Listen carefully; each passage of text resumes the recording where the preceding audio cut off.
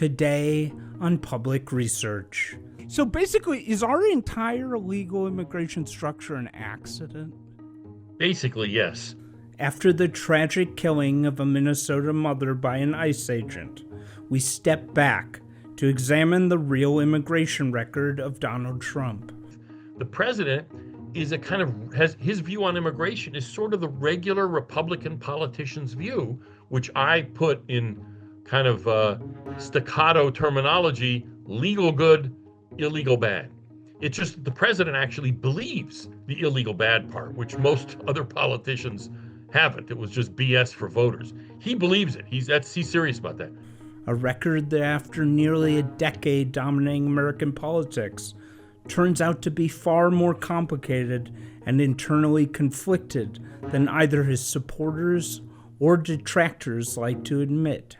There's a temporary visa, which often leads to a green card, called the O1, and it's supposed to be for outstanding, it's Einstein visa is what they call it, except that the O apparently now means OnlyFans, because OnlyFans people are getting visas because they show they have outstanding ability. They got lawyers who can make this argument, and they're getting these visas. To discuss the reality of Trump's immigration record, I'm joined by Mark Krikorian, the longtime head of the Center for Immigration Studies. In Texas and Tennessee and other places, Florida is a leader in this. There's none of this nonsense that's going on in Minnesota, and there isn't a lot of ICE presence in neighborhoods or on the streets. The only reason ICE has to do this is that they have specific names of people that the local authorities will not cooperate with them in handing them over. Some of these cases are terrible, child rapists or whatever. They finish their sentence in jail and then they're just let go. If Minnesota just cooperated with ICE in the jails, there wouldn't be any of this happening. Along the way, we discuss ICE raids. I think it was both incorrect and unfortunate to describe her as a domestic terrorist. She was not. She was a foolish person. Deportations, the fate of Trump's wall, his opposition to E-Verify, how America's legal immigration system was created by accident, and what immigration trends and collapsing fertility rates means for the US, Europe, Canada, and beyond. And we close by getting Krikorian's thoughts on what comes after Trump, including the future of the immigration issue and the worrying trends reshaping both the American right and left. Earlier this month in Minneapolis, Rene Good, a Minnesota mother, was killed by an ICE agent during an immigration operation. The incident has sparked heated debate and protest, but the tragic killing also raises a contradiction little remarked upon. The fact that while Trump sends ICE on headline-grabbing raids from city to city, he continues to oppose the quieter and much more effective deterrent of E-Verify, the system that forces employers to verify legal work status. This under-remarked upon fact reveals that the immigration story of the Trump administration is really not as straightforward as most people think. To explore the actual record of Trump on immigration, I'm joined by the longtime head of CIS, Mark Krikorian. Thank you for being here. Well, glad to be here. Yeah, so I'm not an expert, and I don't feel in a position to pontificate really on the shooting much. I think it was tragic. I think the lady wasn't trying to kill the guy. I think she was trying to leave. I think it's a tragedy. But I'm not really interested in, doing a debate on that. But why don't we start out, because it is important, with what is your take on what happened with Rene Good? A police officer tells you to stop your car or get out of your car or show your driver's license or whatever it is. You comply. If you're gonna complain or fight about something, you do that afterwards in, whether it's in the media or in a courtroom, but you don't do it there. In fact, the whole point to civil disobedience, as practiced by um, Gandhi and by King was that you accepted the legitimacy of what law enforcement was doing, but you were doing it in order to make a point more broadly to the public. And if you fought it, you fought it in court. This isn't civil disobedience. This is what the anarchists in Europe refer to as action directe, direct action. And the point of it is to create these kind of confrontations and martyrs. The people behind Ice Watch, this is the organization that's trying to confront ICE, they didn't know who would be killed or injured as a result of their actions, but they knew somebody would. And that was the point of what they're doing. They wanted to create a martyr. And unfortunately, Rene Good is the one who, partly goaded by her girlfriend, behaved in a foolish way that brought about her death. She's the author of her death. She didn't deserve to die. It's terrible for the kids. All of that's true. The whole thing is a tragedy. It's terrible for the ICE officer who's being dragged through all of this.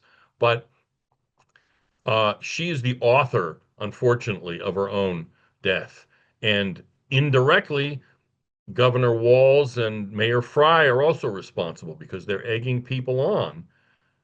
And, ultimately, the reason we're seeing this is because of the sanctuary policies in Minneapolis and Minnesota more generally, because those policies prohibit ICE from being in jails and getting illegal immigrants handed over to them who have been arrested for regular local crimes, but when the locals are done with them, whatever they're going to do, they're going to be 18 months in jail for drug dealing, or maybe they're arrested for drunk driving, but they don't have evidence to do more. In other jurisdictions, they hand them over to ICE. It's all controlled. There's no, you know, cars blocking highways. There's no guns. There's no nothing. It's all in a controlled situation. And in non-sanctuary states, that's what's happening. In Texas and Tennessee and other places, Florida is a leader in this. There's no, there's none of this nonsense that's going on in Minnesota. And there isn't a lot of ICE presence in neighborhoods or on the streets. The only reason ICE has to do this is that they have specific names of people that the local authorities will not cooperate with them in handing them over. Some guy who, some of these cases are terrible, child rapists or whatever, they finish their sentence in jail and then they're just let go, even though they're illegal aliens. Or even if they're legal, they've made themselves deportable because their crime is so heinous. If Minnesota and Minneapolis specifically just cooperated with ICE in the jails, there wouldn't be any of this happening, and there wouldn't be any what they call collateral arrests.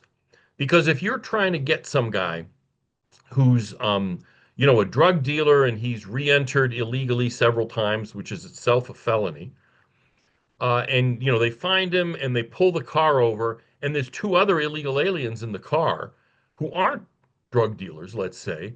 Well, ICE isn't just going to look the other way. They're going to take them into custody too.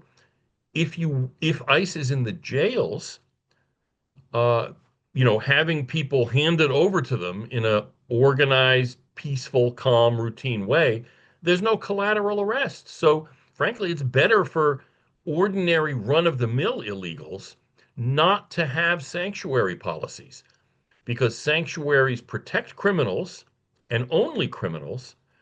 And then ICE isn't going to say, oh, okay, well, sorry, yeah, we're not going to enforce the law then. You guys get to have a veto on federal law. They don't. They are literally bound by law to take into custody deportable aliens.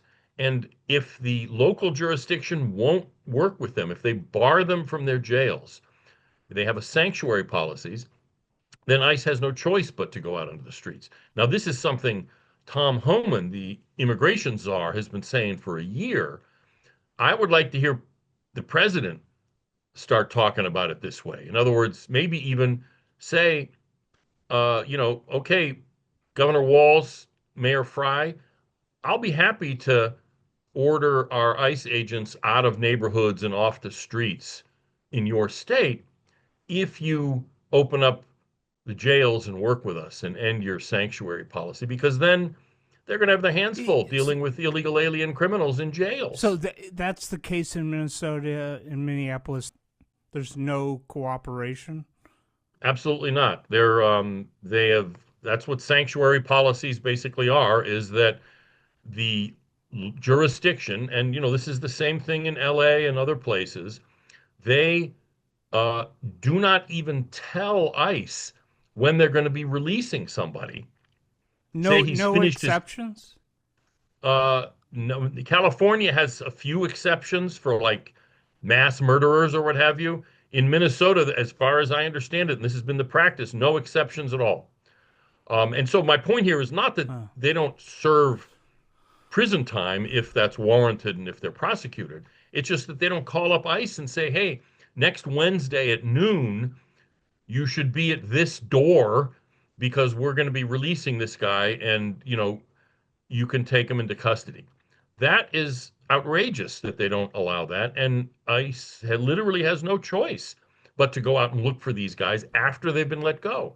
I know that they were in Chicago a lot, and I've heard Pritzker do interviews, and he says, "Look, if it's a legal immigrant that is, committed heinous crimes, of course we'll work with the federal government to get rid of them." Are you saying that that's not true for Illinois and Chicago? Even like rape, murder, there's no In Minnesota, there's no exceptions. really. In Illinois, they might be, but Wow. that they don't get to say. Illinois doesn't get to say, hey, these people we decide should suffer immigration consequences, and we decide that these other people should not suffer immigration consequences. States don't get to make that kind of call. In fact, that's what the Supreme Court basically decided in that case against Arizona back during the Obama administration, where Arizona was trying to help enforce immigration law. And the Supreme Court said, no, if the president doesn't want to enforce the law, the states can't do it on their own because immigration is a federal area. The problem here is that there are limited things that the feds can do to get states to comply. They can't just like cut off their highway funds, for instance. There's a whole body of the whole show on its own, but the 10th Amendment limits what the feds can do to kind of make Right. states do something, because the states weren't created by the feds. The federal government was created by the states, and so they have certain sovereign authorities. Whereas in certain states, for instance, in Florida and Texas, um, the municipalities, the cities, the towns, the counties, they're all just creations of the state legislature. So there, the Texas legislature, for instance, can say sanctuary policies are illegal and you can't do them. The feds, it's a harder nut to crack. The administration is thinking of imaginative ways of going about it, but it's a difficult thing, and that's why you see this kind of So, thing in Minneapolis and but elsewhere. I was it Noam who called her a domestic terrorist? I think it was Yeah, her. no, that Do was you? frankly that was a mistake in my opinion. The Yeah, woman was not a domestic yeah, terrorist. I yeah. mean, she was engaged in foolish behavior. Uh, Frankly, the people who kind of put her up to it, or not put her up to it, but encouraged her and trained her, those people you might be able to describe that way, but Just not her, I don't just think. for the audience, what do you when you say put her up to it? What are you Well, referring? there's groups. Ice Watch is one of them, and they're in a lot of different places, and they actually have training on how to assault police officers to get illegal aliens out of the custody, get illegal aliens out of police cars, this kind of thing. This is Was she trying to? confrontational, illegal conduct, Was and she trying those. to? Was she trying to assault someone? What was No, she no, doing? Oh, what I'm okay. saying is the training, the organizations are Oh, okay. training people to create these kind of problems. Uh, She was diagonally blocking the road to prevent ICE vehicles from moving. oh, I And see. so, Okay. but that's my point is she wasn't, I think it was uh, both incorrect and unfortunate to describe her as a domestic terrorist. She was not. She was a foolish person who was a useful idiot, as Lenin would have said, manipulated Okay. by people who really maybe could be described as domestic terrorists, but Yeah. not her. Yeah. So to back up, I have a unique view of the situation, which is I really think it's a tragedy on several levels. But I'll say something and you respond to it. Maybe it's wrong, but I think this is all.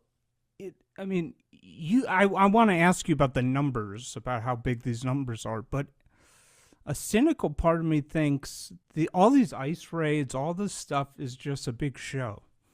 Trump knows television. It's and it's sort of he's opposed to e-verify, which is much. I think the media narrative is Stephen Miller is obsessed with stopping illegal immigration, and he's so extreme, and they're so extreme. That's what they want to do. He has control of domestic policy. I think that narrative is just not true, because if that narrative was true, you'd be reading a headline like Stephen Miller resigns because Trump won't enforce e-verify. They are against e-verify, which is by far the most effective mechanism on this. That's just not even discussed, which is very interesting. So am I wrong? Is it not just some kind of show? I think there's a kernel of truth there. I think it's exaggerated. It's not just a show. It's a real thing. But you're right that other kinds of what I call briefcase enforcement need to be added to body armor enforcement. E-Verify is part of that. Um, no match letters is another thing. The Social Security Administration sends out letters to employers who've sent payroll information, name, date of birth, social security number, that just doesn't match Social Security Administration's records. It's obviously, they stole somebody's identity or they faked a number or something like that. Um, that is a powerful tool in getting employers to kind of do some of the enforcement themselves. In other words, let these people go so it becomes hard to get a job. And you're right, there's no question that that's an essential thing.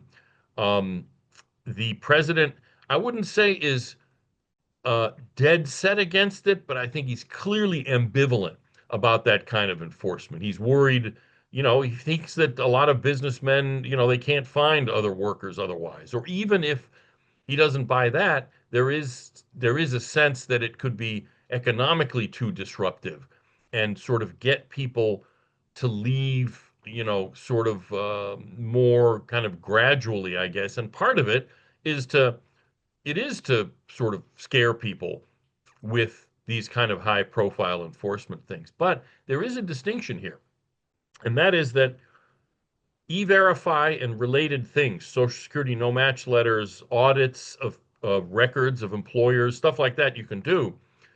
That's mainly going to be shrinking the population of run of the mill illegal aliens. In other words, people who, yes, they've broken a bunch of laws related to illegal immigration, but they're not rapists or drug dealers or whatever. They're just regular working stiffs. The kind of thing where ICE has to go and take people affirmatively into custody, those people, they do have lists of names of people that they need to go after. In other words, there have been few instances of sort of surrounding the Home Depot and arresting everybody, but they're not doing that anymore, and they weren't doing very much of it at all anyway. In other words, there's two, if you will, two target populations. One is the criminals, the violent criminals, or whatever, the bad guys beyond the sort of ordinary immigration related crimes. Those people are less likely to be deterred by e-verify and no match letters, whereas the bulk of illegal immigrants are not those kind of folks. They're the ones that this kind of work-related, employment-related enforcement is targeted at. So you're right. I mean, the basic point that we haven't seen the other half, if you will, of the enforcement strategy very much. There's been some of it, work-related enforcement. That's true. And that is, the administration should be called out on that. But that doesn't mean that the rest of it is all just kabuki fake. You know what I mean? It's a different part of Right, the right, strategy, if you will. You know right, what I mean? right. I should back up and I should, as a way of introducing you, because you've been one of the mainstays on the immigration issue in Washington, D.C., in the think tank world for decades now. How many sitting senators have you met with, do you think? Well, I mean, I've met, I don't know, not that many because, I mean, maybe, I don't know, half a dozen or so because um, we're a think tank rather than an Right, advocacy right, group. right, right, So, there's other groups like Numbers USA and FAIR right, and the Immigration Accountability right, Project. Their whole job is to right. meet senators and Uh, congressmen and their staff. What we do, we testify before Congress, right. but we also, I mean, we do work with offices when they request information. So anyway, the answer is maybe half a dozen. I mean, something like that. I'm just curious. I'm just going to go through some names. Have you met J.D. Vance? Yes, Have I met him before he was vice president. I right. haven't met him since then. Have you met Trump? During the first campaign, I was at some event with a bunch of other people, like a round table about security issues, and he went and shook everybody's hand. That's the only time I've met him. Have you met Mike Pence? Yeah, briefly at an event at the White House, but again, I just sort of Yeah, no, shook his hand I'm and said just hello. curious. I'm just Yeah, yeah, have you yes. met Stephen Miller? Sure, sure. I mean, Yeah, because we knew him from long right, before when he right, right. was Senator Sessions' Yes. communications guy. What is Sessions up to, by the way? He's retired. Uh, He's although, the guy is super classy.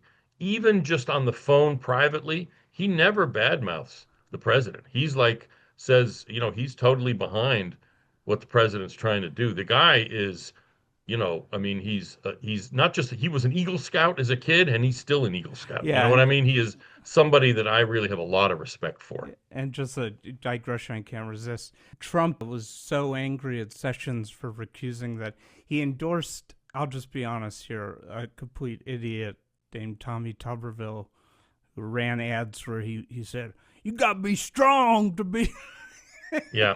who's now leaving the Senate because he's bored by it. But you know the administration pretty well, or Yeah, no? I guess. Yeah. Sure. Okay. So, what are the numbers? How much has Trump increased with the way he's operated ICE? How many more deportations are we seeing compared to during the Biden period? We're seeing more deportations from inside the country than any previous administration. It's not even close. The reason some of the statistics, for instance, under Obama, were Right, higher right, right. is because they were counting all kinds of people at the border. You know what I mean? So Yeah. there's nothing happening at the border now. I mean, they really have locked it down. There are probably fewer illegal crossings at the Mm-hmm. border now than at any time since I think the 19th century. I mean, it's Right. that dramatic. So if you don't have those numbers, you look at people inside the country, yeah, the deportations are way, way up. Um, I've seen a number of different, like several different numbers. So I'm not exactly sure. I wouldn't be comfortable right Right, now right, just saying what it is, but right. it's beyond anything that any prior administration. But you can't deportation your way out of this problem. Right, This right. is why E-Verify and the rest of it Yeah. is so important. That what you need is attrition of the illegal population because there's always people coming and going. Even under Biden, there were illegals who left. Mm-hmm. They went home. Maybe they earned enough money to buy the taxi cab at home, or they failed, or they didn't want their kids going to American schools and learning about, transgenderism or whatever it is. People leave all the time. Mm-hmm. The goal is to have fewer new people come in and more illegals leave. You know what I mean? So the Mm-hmm. numbers go down. Deportation's part of that, but it will never be the main part of it. Most of it has to be getting people to leave on their own, self-deportation. So let's just do ballpark numbers. How many illegal immigrants are in the United States? Right. Our estimate is something like 15 million, Okay. maybe a little less now because we looked at survey data for last year, just January through July was the time we did the first study of it. And our estimate was that the total immigrant population dropped by a little more than 2 million, most of which were illegal aliens. So the illegal population probably last year dropped by 1.5 to 2 million people. So it may be down to 14 million now, but it's something like that. When people say there's bigger numbers, 20, 30, 40 million, it's probably not Right, that right, right, because right. we've actually looked at this kind of carefully. Right. And if there were like 10 million more illegal aliens than we think, you would see it in the school records and the Right, right, death right. records, the birth, you know what I mean? Yeah, So exactly. Yeah. some of our allies are dissatisfied. They think we need to come up with bigger numbers. But, 15 million illegal That's a aliens lot is of plenty people. big. How many Okay. more do you want? And then staying with the ballpark, let's say 2023 under Biden. How many internal deportations by ICE were there, let's say, under Biden that year? Very, very few. I mean, I won't, it wasn't zero, but it was Really? really low. I mean, it was very low because they were letting people in enormous numbers of illegal immigrants, just letting them in and giving them work permits or social security numbers, or even just giving them a piece of paper and saying show up to court in 10 years. They were not deporting many people at all. I Like mean, ballpark. 20, 30,000 maybe, something like that compared to 200, 300,000 now. Okay. So Oh, I mean, it's wow. an order of magnitude greater. Okay. Okay. Yeah. So that's a lot, but still 300,000 versus, 15 million. So it's now been 10 years of Trump, believe it or not, since the escalator. Right. Let's sort of look back. I think first of all, one thing I have to ask: what happened to the wall? I haven't heard It's that. Yeah, well, I mean, you haven't heard about it because they're quietly working on finishing the parts that were undone, that were not finished when Biden took over. I mean, when Biden took over, he literally had a stop work order. I mean, I've been out along many parts of the border. They had the wall units, those bollards. It's like, I don't know, 15 or 20 across is like one unit. They had them stacked up. I was at a place west of El Paso. It was like this graveyard of wall parts that were actually the reason that we're there is that was a kind of staging area. The construction guys went there. When Biden pulled the plug on it, they just sat there. And in fact, they sold some of them for scrap. And so the administration now is having to put in new orders and pay more, pay again second time. So no, they're definitely doing wall construction every day. So that's not something that's just been dropped. It's just that there's so many other things going on. Um, Nobody's really focusing on it that much. In Okay. fact, the head of the Border Patrol, Mike Banks, recently tweeted that they have these things now in the Rio Grande because you really can't build a wall in the middle of obviously a river. You can't even build it on the river bank because it floods and it's changed and it's sandy and all that. They have these floating like cylinders and then like a net underneath. And if you try to climb up, it rolls. You know what I mean? To basically build a kind of wall, as it were, in the Rio Grande, which is half the border. Out of curiosity, what's the status of? I remember all these legal cases. Like there was a golf course on the border that was suing, and they were actually succeeding in sort of blocking it.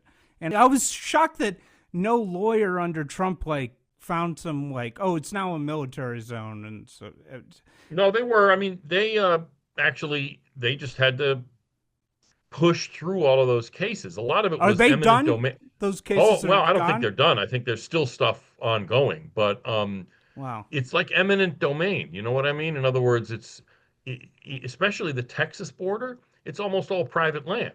And so that's where you get these lawsuits. The rest of the border, New Mexico, Arizona, and California, is almost all federal land.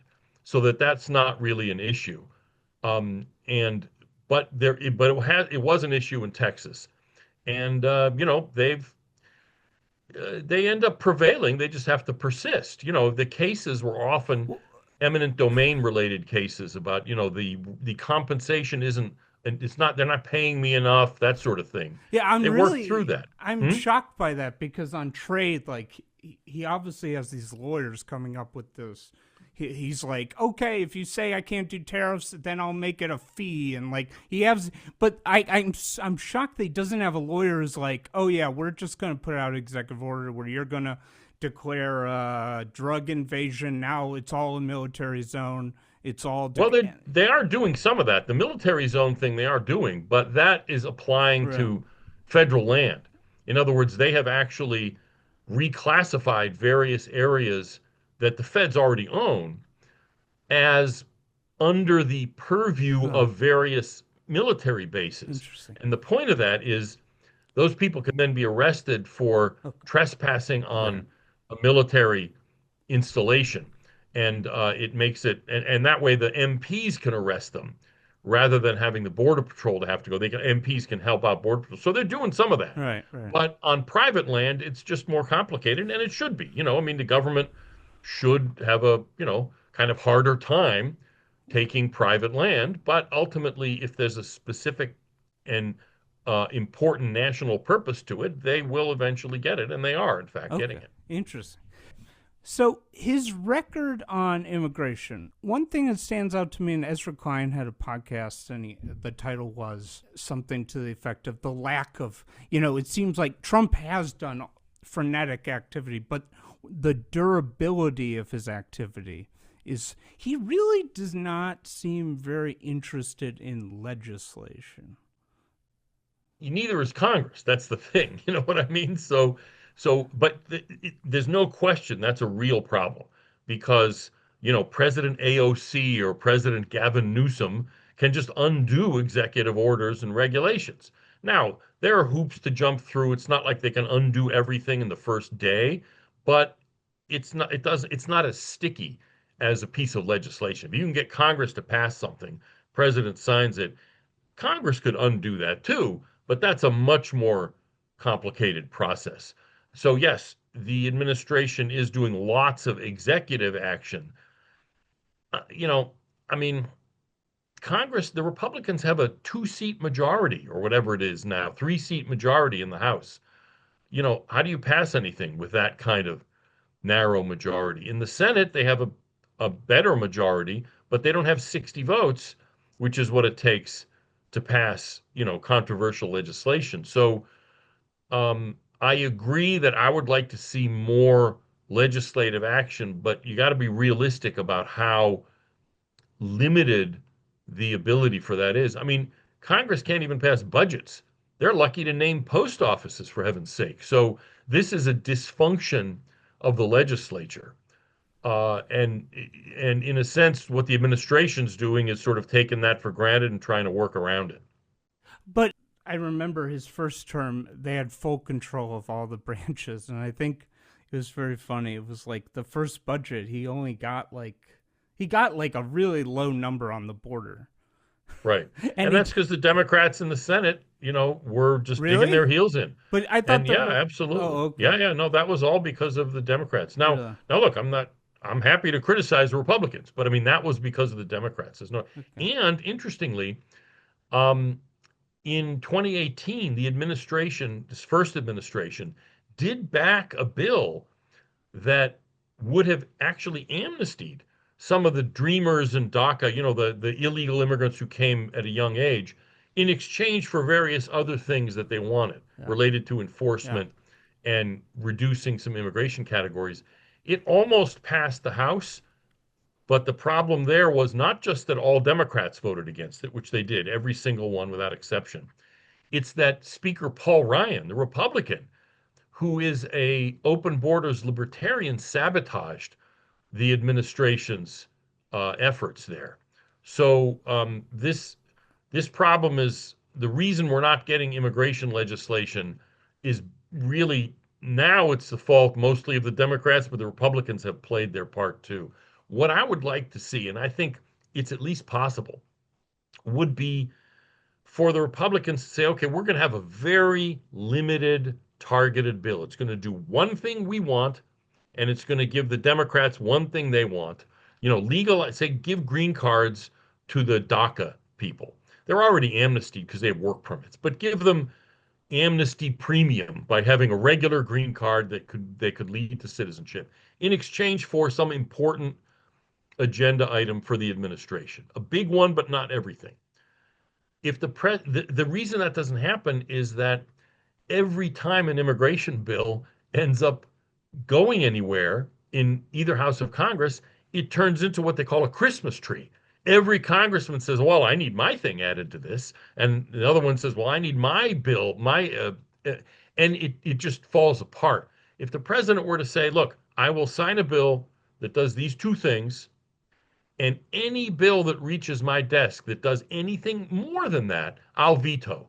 So you guys figure it out. Well, despite what the conventional wisdom, it's not entirely clear to some extent for reasonable, because I have some nuanced views. I don't mind the idea of, adding 5,000 just AI genius visas, specialized increases and whatever. But it's not clear what to just call him an immigration restrictionist would really not be accurate at all. No, I actually, I make this point all the time. He's actually not a restrictionist. He's a and look, I voted for him all three times, and I'm glad I did, and I'm glad the administration's there. This isn't to really badmouth him, but you have to be realistic about what you're dealing with. The president is has his view on immigration is sort of the regular Republican politician's view, which I put in kind of staccato terminology: legal good, illegal bad.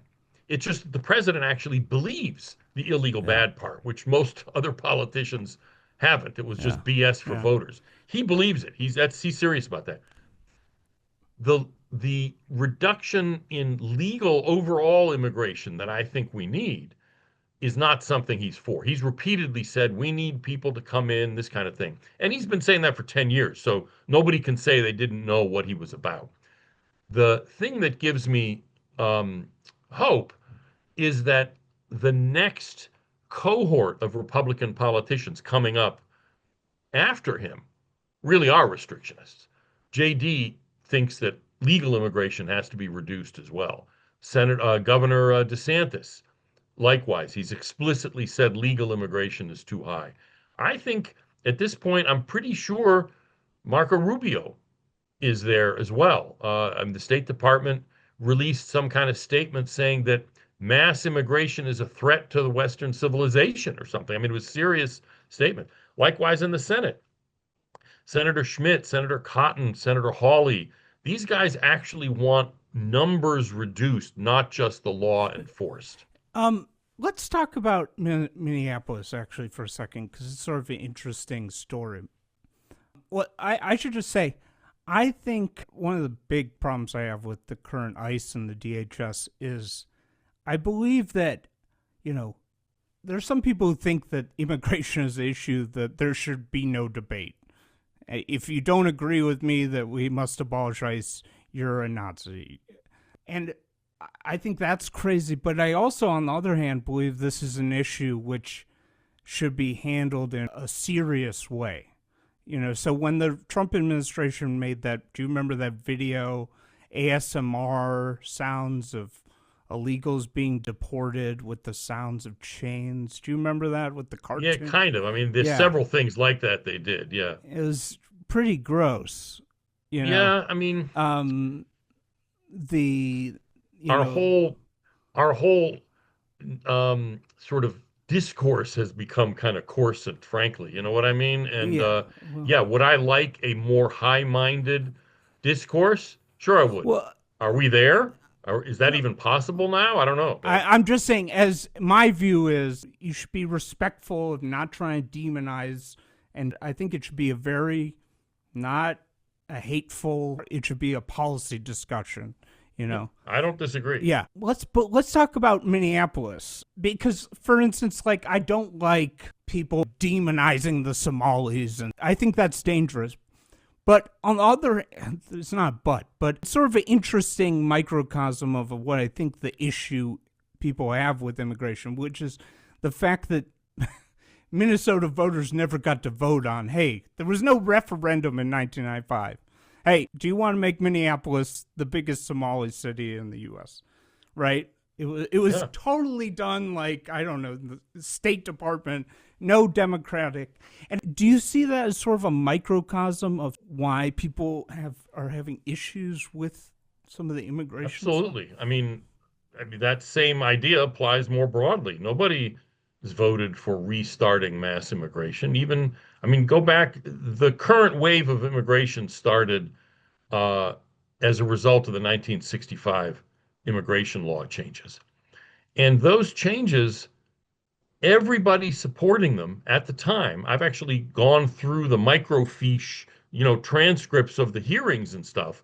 They were all saying, well, this isn't going to increase immigration. This is just to clean up the kind of archaic immigration law where we had these quotas for different countries, high numbers for people from Ireland and Germany and lower numbers for people from Italy and Poland or whatever. And it was a Mickey Mouse way of doing things. Now, it was from the 1920s, so times were what they were. And so the point of the 65 Act almost was a civil rights act, was to clean up, but not to restart mass immigration. Everybody said this wouldn't happen. Now, some of them were probably lying, but I think most of them really, most of the supporters, just that's what they thought. They were just wrong, but that's what they thought.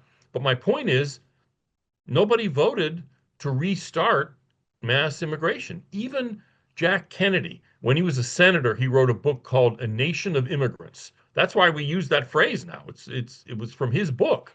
He wrote it in late 50s when he was in the Senate, and then it was reissued after he was assassinated as a way to try to get the immigration law to be changed. But if you read the book, it's a little thin book. He didn't really write it. His name is on it. His staff wrote it. Um, it specifically says, well, mass immigration is something from our history, and it's like the covered wagons, and it's obviously not something we're going to do again. But let's celebrate the people who came in, or some such thing like that. So even the propaganda book that the anti-borders people are holding up as the rationale, even the book by Jack Kennedy wasn't for restarting mass immigration. So, I mean, just reinforcing your point, generally speaking, nobody voted for any of this. It's interesting. On my show, I've done a lot of episodes on anti-Semitism, and one of the we talked about in a previous episode is I found this anti-Semite conspiracist guy. He's like, the Jews, they did the 1965. And the funniest thing was, I remember I went to the record, and there were like speeches by Ted Kennedy. And it was basically, the framing was, finally justice for my Irish cousin.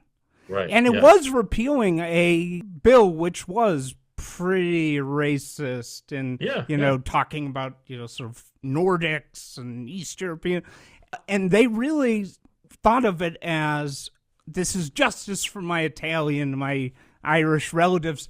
And it really was an accident, wasn't it? Because it was basically like, well, people from Norway no longer really wanted to come as much, but people from India really did.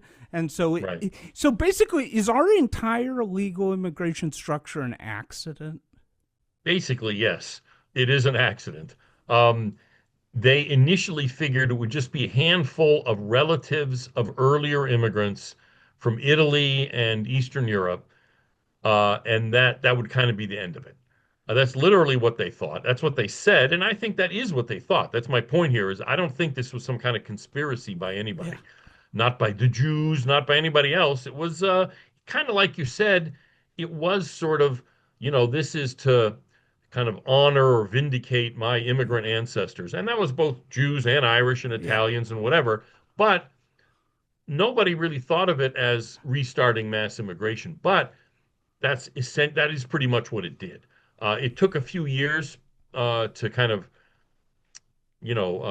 gain momentum, but really by 1970, mass immigration was starting again, and we now today have the highest percentage of immigrants in our population ever recorded, higher than during the Ellis Island period. Not numbers, numbers, yes, obviously, we have a bigger population, but even the percentage, we're close to 16% of the population now, which has never been that high before, ever. And so, the way I look at it, in the 2024, we wrote about the centenary, the 100th anniversary of that 1924 bill that ended mass immigration. My point was always we need to take the good parts of the 65 Act and the 24 Act. In other words, the 24 Act reduced immigration. They just did it in a Mickey Mouse way.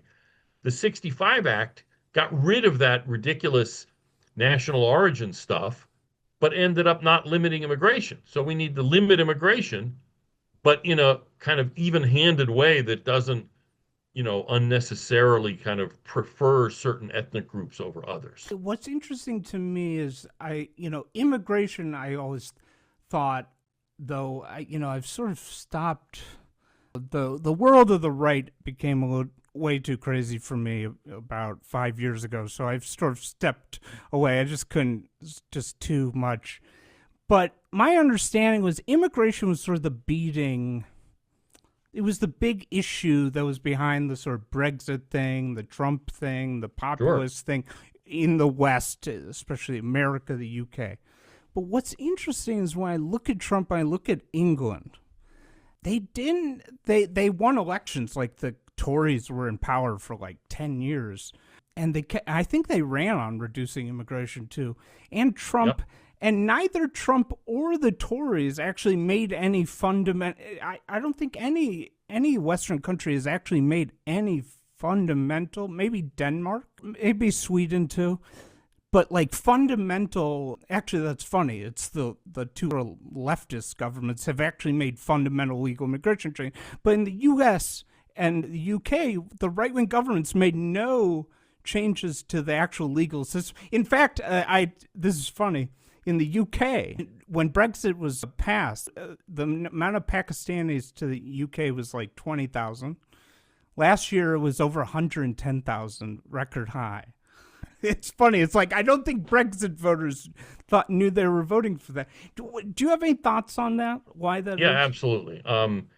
Specifically about the Tories and Brexit, the Tory party may not even exist 5 years from now, precisely because of that. But I would draw a distinction though between the experience of Trump and the experience of Boris Johnson and the Tories. Both won on kind of immigration concerns, even if it's different obviously in each country. What happened in Britain is that the Tories dramatically increased immigration. In other words, the exact opposite. Whereas for Trump, total immigration didn't, it slowed down actually. Annual immigration was less under Trump than it was under Obama. So you're right in the sense that fundamental changes did not happen. That's because in our congressional system, it's hard to do. Congress has to change those things. But the Trump administration, the first time, and we're seeing it now too, did in fact, simply by enforcing rules more tightly, reduce total immigration. Whereas in Britain, it's the opposite situation. Their parliament can do anything they want. And if you have a majority, there's no Supreme Court stuff. I mean, they have a Supreme Court kind of, but they can literally change immigration law anytime they want. And the only way you can be prime minister is if you have a majority. So they actually had the power and chose to increase immigration. Here, the Trump administration had much more limited power to change the fundamental rules, but they actually did move at least somewhat in that direction. So anyway, I mean, yeah. I think there's a reason the Tories are disappearing and they're going to be replaced by the Reform Party. Whereas in this country, in a sense, Reform, which is the populist party in Britain, and the Tories are kind of in the same party. They're just two different factions of the Republican Party. See what I mean? Funny side note, there are these British people on the left, like Alistair Campbell, who still want to rejoin the EU, and they're still angry about it. And I was thinking about it, and they literally, if they just put up billboards that said, "Thank God for Brexit, now we've tripled Pakistani immigration per year." If they literally just put billboards all over the UK, they could probably reverse the whole thing. Like literally, if they had warned during the thing, Oh, this Right. if you pass Brexit, it will massively increase. They would have I think, Yeah, but clearly won. Brexit isn't the reason for it. It's the Conservative Party, the No, what Tory I think parties actually Brexit respond. is. It Well, is part. Brexit is the one of the you is partly an Right. explanation for why they got more non-European Yeah, yeah, immigration yeah, yeah. because now they're not part of Europe. Right, But there's no reason that had to happen either. right, Boris Johnson, as prime minister, could very easily have just reduced immigration numbers. He just chose not to because of this kind of this idea that they needed that people labor should be able to move around the world. It's sort of globalism, as it were. I mean, that's often used as a kind of scare word, but it's not inaccurate, and right, that's the way a lot of the Tories, the Conservative Party folks right. in Britain think. Not the voters, but the Well, politicians. here's what's interesting is, like in England, they talk about the boats, the and Right. it reminds me of America, where we're always talking about these sort of like non-systemic issues, like the ice shooting, this border crisis, these flashpoints. But in America and the UK, the actual underlying system is not discussed. Oh, that's a good point. Uh, Very good point, actually. Often it's easier for politicians to talk about those kind of high profile issues. This is clearly the way the border has often been discussed. You have all of these, you'll often have Republican politicians say, and this is really more in the past than now, we need to clamp down on the border, but we also want to increase guest workers so that my company, my donors can have cheap labor. So yeah, that's been a real thing. There's no question about it. But you know, these boats coming across the English it's a Channel with real illegal issue. aliens Yeah. are the kind of equivalent of what Biden was doing at our Mexican border. It stopped with a new president. And if they got a new prime minister, if Nigel Farage of the Reform Party were to become prime minister, they could stop that Well, very Well, quickly. what's interesting is I looked into the Pakistani number because I know Pakistan is the most anti-Semitic country in the world by Yep. far, and there was the Bondi Beach terrible shooting, and Hmm. In actually they Australia. were Yeah. not they weren't from Pakistan, but I think they're Muslims from India, but Right. they were reported as Pakistanis. Right. And so I looked up Pakistani immigration in Australia, and I saw, it had hit a record high, 3 times higher than ever the year previous. And then I Yep. looked it up for the UK, and it was like a huge increase, over 110,000 from like 20,000. And then I looked up it on Google News. I couldn't even find an article about it. There wasn't even an article about this huge increase, but there's all this stuff on the boats. What Yeah, would but my it? point there is Yeah, that the yeah, disconnect, what that highlights is yeah. the disconnect between public's concerns and the leadership classes willingness to respond. And that's why populist parties, Right, not just in Britain, but in France, in Germany, in right, Italy, in Sweden, and Netherlands, have gotten so much public support. right.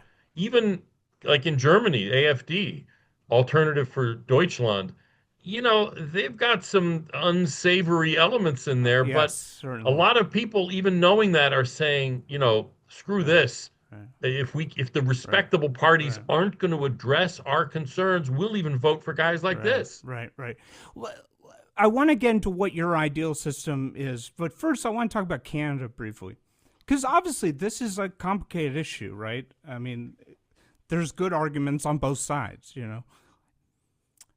Canada, they had a lot more legal immigration than America, right? Over the Well, like yeah, per given the size capita, of their yeah. population, yes. Yeah. The economists, most of them predict, and they pretty much just say it as a fact, that this drives more immigration, it's just more economic growth. How did that play out in Canada? It didn't work out great in Canada because they dramatically increased immigration. Huge spikes, especially in immigration from India and elsewhere in Asia. And it created enormous problems. One of the most immediate ones was housing costs because they were admitting people faster than housing units could be built. It was that ridiculous. And it caused such a backlash that the government there, the left-wing government, it's not what's his name anymore, Trudeau, but his successor, Carney. his same party and everything. It caused them to cut back a lot on immigration. So I don't even know if per capita their immigration rate is now higher than ours. I actually don't know what the latest number is, but it's way lower than it was the previous year. They've cut back dramatically because it's caused such problems, especially because of the scale of it. See, that's the thing is if you have a low level of immigration, even if it's ongoing into a big economy, there's always pluses and minuses. But the point is, it doesn't, the ripples aren't as big. If you let in huge numbers of people every year, not even just once, but every year, you're creating real potential dislocations for your own workers, for your housing market, for your social safety net, for all kinds of things. And it's just, it seems to me what it boils down to is that mass immigration is imprudent, and that sort of good stewardship and prudence suggests numbers immigration should be low and slow, But can you, not fast and just high. for the audience that, because people don't know, so just the economists really, they really do just say this as a fact that if you did, like increase immigration, legal immigration by 5 times, that there would be like a huge increase in There's no question immigration contributes to economic Yeah. growth, but doesn't make individual Americans who were here already better off. Right, That's right, the right, only right. question. But what happened in Canada as far as, because there wasn't the kind of growth that was predicted, right? With the No, there wasn't. And I don't actually specifically know what it was, but I'm pretty sure it was a mismatch of the immigrants to what the economy needed. It was people coming in for sort of non-economic reasons. They were just coming to Canada because there was the opportunity to come to Canada. And, they weren't a good fit for their economy in a lot of instances.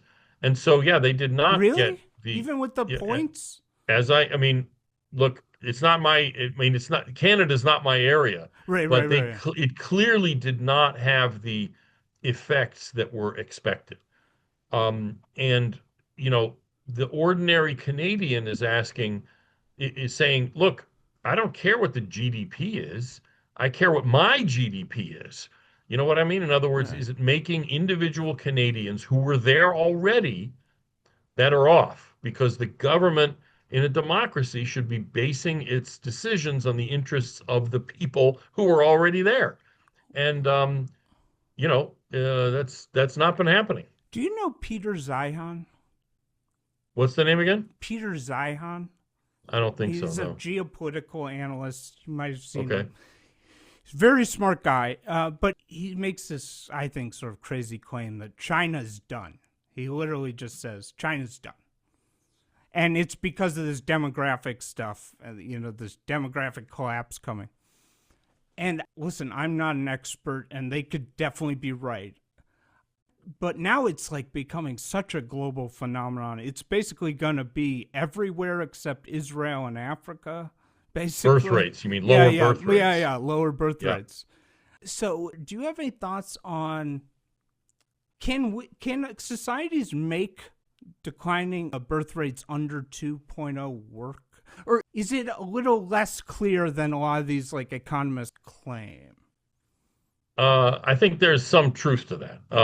Israel, like you said, is the only developed nation that has above replacement fertility, and that's not just because of ultra orthodox. If you took the Yeah, yeah, yeah, Haredim yeah, out, their birth rate is still yeah. above replacement. Right. Now, even among secular Yeah, Jews in yeah, Israel, yeah, it's at or slightly above replacement. yeah. Um, it's not clear why that's true, but everywhere else, but even countries that aren't developed. I mean, China, like you said, China's fertility rate, the average number of babies the average woman will have in her lifetime, it's lower than ours. And Latin America is all going down. Like you said, it's Africa, not even all of Africa, but much of Africa, and Yemen and Afghanistan. They're like the only places that are going to have high, that still have high birth rates. It's not, nobody really knows what the story is there. I think secularism is part of it. I think the ability to control fertility, birth control, that sort of thing is part of it. Wait, Women's education is the story is there. What are you referring to? no, what I mean is the Oh, reason for these oh, declines oh, in globally. fertility that are Got it. universal. Yeah, yeah, yeah, It's everywhere. yeah. Are a number, opportunities for women that didn't exist in the past. Birth control, secularism, and it's not even necessarily like a European thing because the lowest fertility of any Yeah. sort of big country is South Korea, which is below one child per woman average. And I think the no trend continues forever, but like if the current fertility trends continued in South Korea, there would be literally nobody left in South Korea in like 100 years or something like this. It's just Really? now, nothing, you can't project things like that. Things will change, but it's a real, it's, it's at least a challenge. And the problem is that immigration doesn't really fix it. Immigration just replaces the population with somebody else. In other words, the issue is not, it's sort of like this GDP versus per capita GDP issue. A country could maintain its population by importing foreigners, but then it's not the same country anymore. The issue is why are the people in your country choosing to have fewer kids? And are there things you can do at least to remove obstacles so people who want to have more kids have an easier time of doing that? There's all kinds of Yeah. Yeah. Yeah. solutions that Yeah. people have put together. Right. Baby payments that Right. subsidized mortgages, all kinds of things. Some of them seem to have a little bit of an effect. Some of them don't. This is something the next 2, 3 generations that we as a human race are going to have to be You know what I struggling think with. is going to happen? I think countries are going to start doing Shabbat. Turn off the Doing what? Shabbat. Oh yeah, okay. Turn off the electronics for a day. Yeah, right. Literally. Yeah, probably it's better for kids, that's for sure. No, But just to have people interacting. You no, I know. understand. Yeah. I Yeah. Yeah. understand. Yeah. Yeah. Yeah. I mean, Uh, that's why, yeah, there's no question that's part of it. But once the genie's out of the bottle, how do you do that? You know what yeah. I Yeah. mean? I mean, I just don't know that that's something that's sustainable Yeah. anywhere. So One. I don't know. I have no answer, My and frankly, nobody else does either. my theory is I've literally seen Elon Musk post. He'll post at 2 p.m.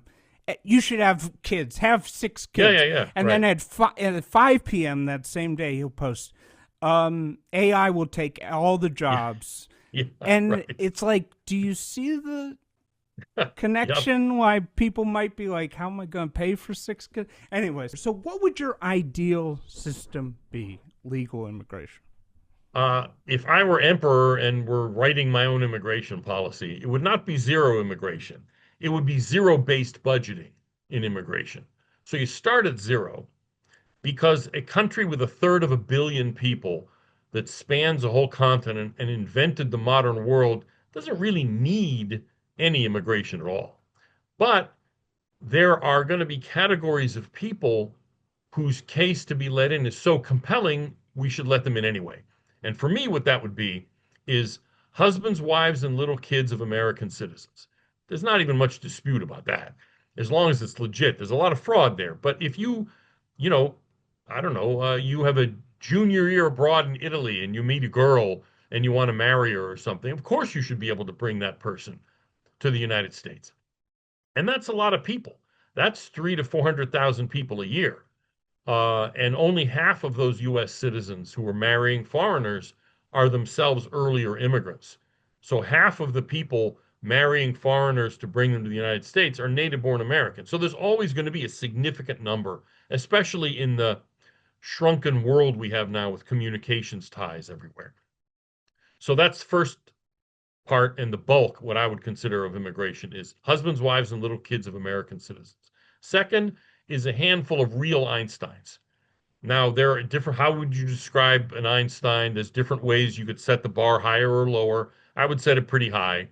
You could even do something which I sort of suggested half in tongue in cheek in my book, but only half tongue in cheek, is just give an IQ test in English And if you get 140 or something, well, we'll just give you a green card and let you in because, it's good to have smart people in your country. But so I have no magic number there, but it wouldn't be 100,000. It wouldn't even be 50,000. I mean, how many Einsteins does humanity create in a year? You know what I mean? Let's be specific, because the amount of immigrants, whatever, people can say it's a talking point. The amount of immigrants that have been standout stars. Take Ilyas Sutskever, who basically at the University of Toronto, who's from Russia and Israel and then Canada. He basically came up with he used GPUs with the LLMs, which made it work, basically. There's a lot of guys like him who are from foreign countries that are at these companies. Let's take the example of the guy who runs Perplexity, Indian guy whose name I can't pronounce. He can't get a green card. What do you think about that situation? I have no idea in his case. But there's no question that there probably are people who we should be letting in that we're not, because we're letting in so many people, especially in our employment and skills related system, that aren't really all that skilled. In fact, there's a temporary visa, which often leads to a green card, called the O1, the letter O. And it's supposed to be for outstanding, it's Einstein visa is what they call it. Except that the O apparently now means OnlyFans, because OnlyFans people, these women who basically prostitute themselves online, are getting visas because they show they have outstanding ability, they got lawyers who can make this argument, and they're getting these visas. So we're clearly not defining, what I would call as Einstein visas the way we should be. And again, that's an area that I'm willing to kind of talk about and discuss changes and ways to do that. But, how many super talented people does humanity create every year? You know what I mean? It's just not it's not a mass phenomenon. Then the first part is families, husbands, wives, little kids of citizens. Second element is skills, so Einstein's. And the third part of any immigration flow is humanitarian immigration. And that's become a complete scam, I'm afraid. Refugee resettlement, where we bring refugees here, is a mistake in almost all cases. It's dramatically more expensive than taking care of people where they have taken refuge, like Syrians in Turkey, for instance, or Rohingya from Burma who have fled to Bangladesh. We've actually done crunch the numbers on this. It costs 12 times as much to bring a refugee to the United States as it does to take care of them where they are. What that means is each refugee we bring here represents 11 other people that we could have helped with that money, but we're not helping with that money. So defining refugee resettlement narrowly to emergency cases of people who have literally nowhere else to go and can't stay where they are one more second, and the UN actually keeps a list of people like that, would result in a much lower level of immigration, of refugee resettlement than we have now. Then there's a whole other show on what the asylum system should be. Now, this is sort of interesting because, as I'll tell you later, I really don't want J.D. Vance to be president. And we'll talk about why at the end. But I'm actually, and it's actually sort of related, I do think composition is sort of an interesting thing, because I hate demonization, I hate bigotry entering politics, but I see a huge driver of a lot of the worst stuff in politics to basically be, my grand theory of like the U.S. politics rise of far right is basically it's anger about the amount of demographic change in America, but it's never discussed. It's sure. Sort of a funny thing. And I feel like the fact that people feel like they don't get to vote, like the Minneapolis thing, they have no control over composition, is sort of part of it. And so I sort of wonder if we address that concern, could that make our politics better by, identifying the elephant in the room? But then on the other hand, I don't want to a bigoted politics. So, but what do you think about the composition thing? And then how would that even work? Like, should it change every 10 years? Are there different ideas? Sorry, this is a very No, I get it. long-winded. The basic idea I Yeah. get is that immigration changes basically the ethnic and religious makeup of the country, and is that a concern that drives a lot of the broader concern over immigration. And I think it is a legitimate concern, but it's a legitimate concern because what we should aim for is demographic conservatism. In other words, change is always going to happen, but change should be slow. Edmund Burke wrote about this. He says change is necessary for the survival of a system, but change should be slow enough as to be imperceptible. And this applies to immigration. Uh, the issue is not people saying, well, I don't want Guatemalans in my country. Yeah, there are people like that. There's no question about that. But the real issue is why are we letting so many people in so quickly? In a sense, it's kind of like the way a body digests food. You take in, a little bit at a time and you digest it. If you overeat, that creates indigestion. And that's what we're seeing in a sense. It's kind of immigration indigestion. And the solution to that is not, this is what they did in the 20s. They said, okay, what's the ethnic makeup of the country?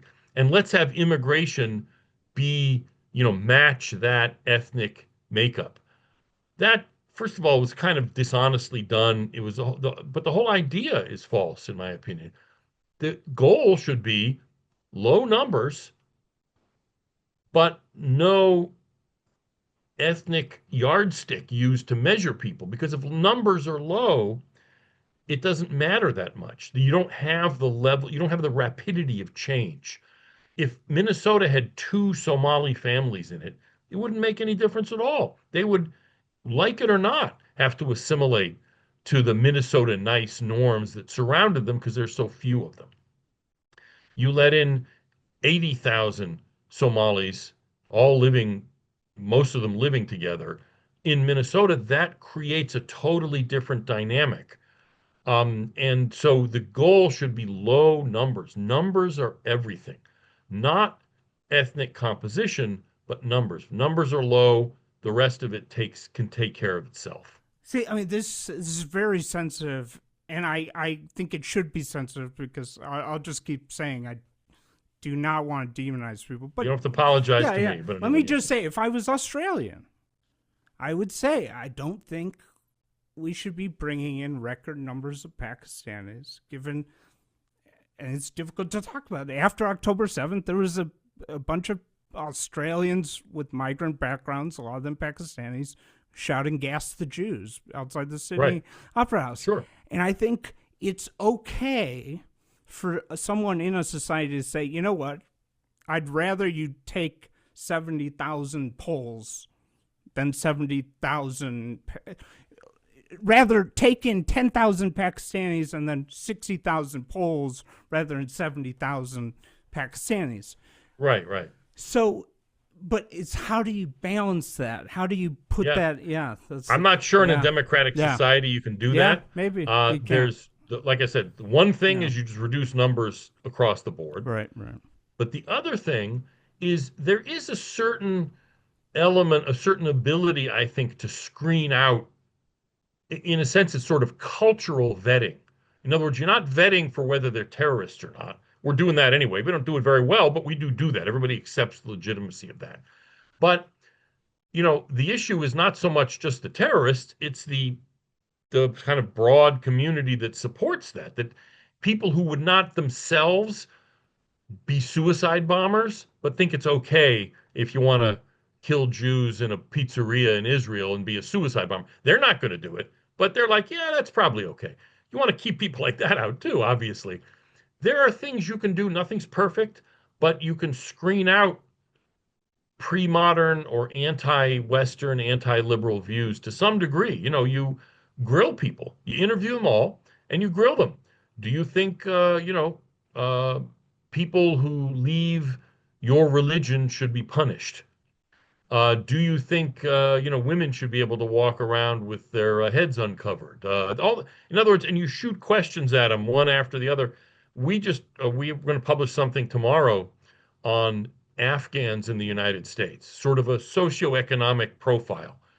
But it also we used survey data from Afghanistan, and Afghanistan has the highest percentage of people who want Sharia law, the highest percentage, or among the high, one of the top three of people who think, suicide bombing is okay and killing apostates is okay, all that stuff.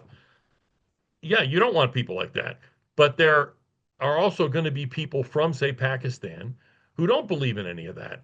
And so I would prefer, rather than just saying, okay, no Pakistanis, Yeah, keep numbers low, yeah. but then grill the people who are coming in and it's going to be imperfect, but do the best you can to screen out people who think it's okay to go around chanting gas the Yeah. Jews. I think this is sort of the elephant in the room, and it's like the big issue, which is, and I had a guest, Daniel Solomon, who lives in France, and he sort of said, you know what, I think people have a right to say, I just don't like a lot of change. And Yep. and people and sort of that's the thing, is that's like an underlying feeling that I think is just not discussed. And how do you turn it into policy? It's very difficult. All right, last two things. Is this ICE stuff, sort of being so provocative stuff, is this all an evil genius plan of to get J.D. Vance elected because they're going to outrage Democrats so much so that this is what I fear is going to happen. It's my nightmare. I see it coming. First debate, Democratic primary, they ask the question, who on the stage would abolish ICE? Raise your hand. Every hand goes up. And I just can see it now, and it'll be a freeze frame. That's when J.D. Vance won the election. And I just think Yeah, I mean, Democrats are just going to walk into it. yeah, no, they are anyway, but that's assuming too much, planning, I think, and forethought. Yeah. First of all, the Democrats can't help themselves. Even before Trump came along, open immigration was becoming a litmus test issue on the left. I wrote a piece on this like 15 years ago, maybe more than that. So that on the Democrat side there, but on the other side, look, I mean, I like JD, and I think he would be pretty good as president, but he's not going to walk into that nomination.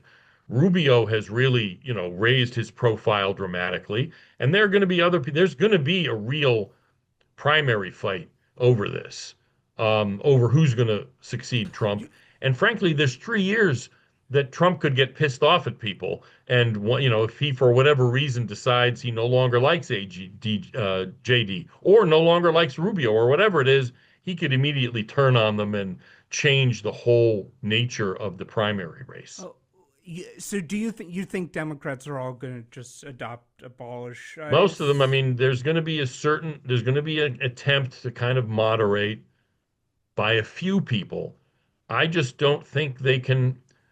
I think fundamentally, the leadership of the Democratic Party now believes, and the sort of most active element of their base believes the American people have no right to keep anyone out, that it's immoral to have limits on immigration. And this is what drove the Biden policies. And so they're going to try to fake it. A few of them will. Ultimately, they're not going to be able to do it. Yeah, they're driving off the cliff at full speed. I listen to mostly left wing podcasts. I haven't heard anybody saying there's no moral right, but I hear it there's all the time. well, okay, well, but there's a delusional thinking right now where I'm hearing people say immigration is now a great issue for Democrats. The whole country is totally outraged with, and yeah, I think they're going to fall into it. So let's talk about, and we'll end on this, the right. You've been in D.C. for a long time. J.D. Vance, okay. It horrifies me to imagine him being president because he'll bring Tucker Carlson into the Oval Office. Who's a guy, I mean, I get yeah, that. yeah, I've right, spoken to other yeah, people too yeah, who are concerned about his connection to Tucker. I'm I used to be a big fan of Tucker's, and yeah, he's just gone off in a yeah, both weird and kind of dark direction. There's no question yeah, about that. yeah. Um, I don't know. I think ultimately that's, JD's going to have to decide between loyalty to somebody who has really gone in a very different direction than in the past.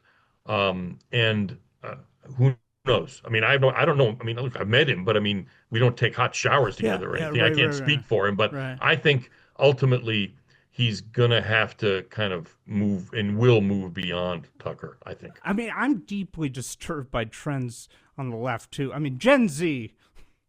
I'm Yep. only saying half jokingly. I think they're an evil generation, and only half joking. But on the right, and I want to ask you about this with ICE. Have you seen the social media stuff that they post? Yeah, yeah. Some of it I've seen reference that people are saying, look, that's, Nazi style social media. I don't know. I mean, I don't see it, but I understand why people might be concerned. I think there's less there than meets the eye. It's a real thing that there are these, that, frankly, there are Jew haters on the right. I don't know if you call them right, but I mean, you would think of them as right guys, kooks like, what's his name? Fuentes. Fuentes. Yeah. Uh, but I think that's a less serious phenomenon than some people fear. But I also, um, it could become a problem. Frankly, Trump is one of the reasons it doesn't become a problem. Trump has been Yeah. pretty outspoken. Look, I have my Yeah. daughter's Yeah. Jewish. I have No, three that. Jewish Yeah. grandchildren. You know what I That's the mean? thing. I don't fear Trump.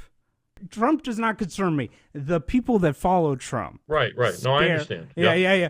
I mean, I was just curious about this. Matt Gaetz was nominated to be the AG. Do you remember? Yeah, no, that's true. No, he was never a realistic choice. There's a reason that the administration withdrew his Yeah, nomination. I was just curious, like, because I saw on his show on OAN, he was promoting a theory that Jews started fires in Chile to start a second Israel.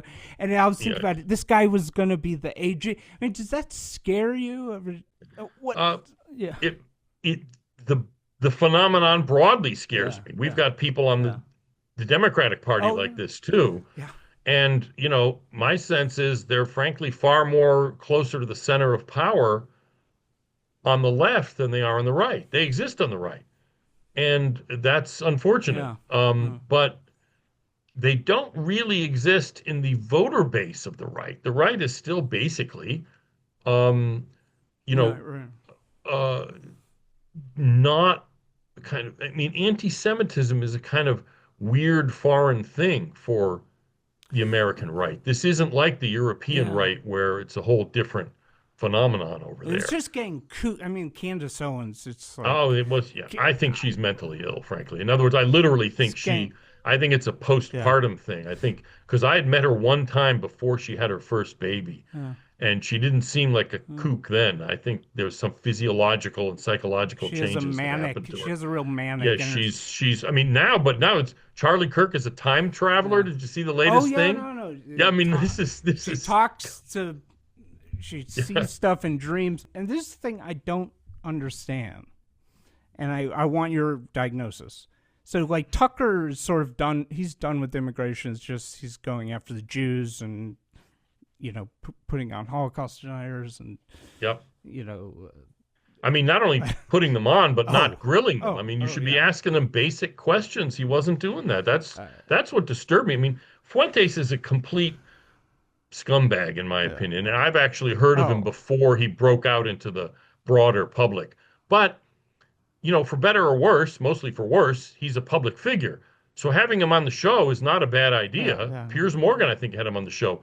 But if you're going to have him on the show, you confront him with some questions. You don't do it like the media does to Trump, where they never let him talk. You know what I mean? But just say, okay, well, Oh, what about this? You know what I mean? In other words, just confront him and have a regular interview. And Tucker didn't do that. It was yeah. that was for me. That was like sort of the last straw for me for Tucker. But it's sort of interesting. It's like I'm trying to. I have a theory about why this shift. It's like he's done with immigration. people say he's paid by Qatar or whatever. But what's interesting is there's like no interest in policy on the right. No interest in what? In policy, in a sense. Well, it's like they don't have like, okay, so whatever. Let's say you're some Nazi and it's like, I hate this demographic change. Okay. We know, and I'll just be frank, we know there are these people in the Trump administration. What's interesting to me is they don't have like a bill they're pushing. There's not like, we need the reduce immigration. It's like they just want to shit post and make Holocaust memes. Like, what is...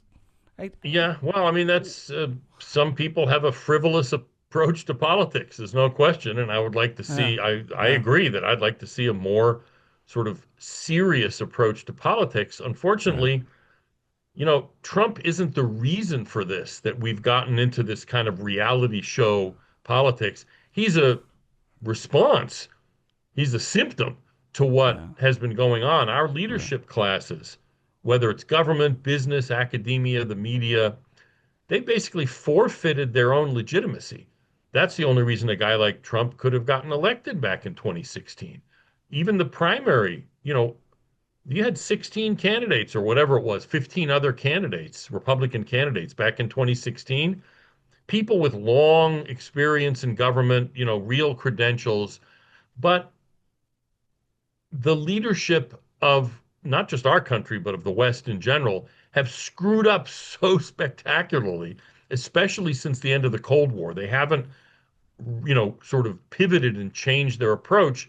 And that's whether that's foreign policy, immigration policy, trade with China, trade policy, is that they've forfeited their legitimacy and they've opened the field to people who, like Trump, who frankly I think is doing a pretty good job, or to really irresponsible people and people who are frankly selling wicked ideas, guys like Fuentes and what have you. And so this is bad. We need to fight the wickedness. But my point is, you need to see the reason for it. And the reason for it is our leadership classes have totally failed on all important issues. And then COVID was just like the nail in the coffin because they so totally screwed up the response to COVID that a lot of, a huge amount of our public, not just here, but in Europe too, are like, anything you guys say has got to be false. So we're just going to do the opposite and not believe it. And so when you have responsible voices saying, well, fellas, hating the Jews is kind of like, immoral. Well, there are going to be some people who are going to say, yeah, that's what you said about COVID or the Iraq war or whatever it is. And so F you. We are not in a good place. There's no question about it.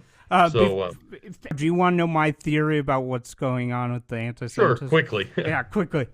As it actually has to do with immigration. If you look at some of the most vociferous Jew haters on the far right are actually come from Sudanese immigrants. A lot of them aren't white, they're the children of. Yep. And what I think is going on is as the far right is diversifying, and so what's the consequence? They can't focus on race. So they need somebody they need a common enemy, kind of. Hating the Jews unifies. Anyways, thank you, Mark. Sure, happy to do it. And for your listeners who are interested, we're online at CIS.org, Center for Immigration Studies, CIS.org. And for people who like snark and sarcasm, I'm on Twitter. It's spelled X, but it's still pronounced Twitter, at Mark S as in Stephen, Mark S. Krikorian.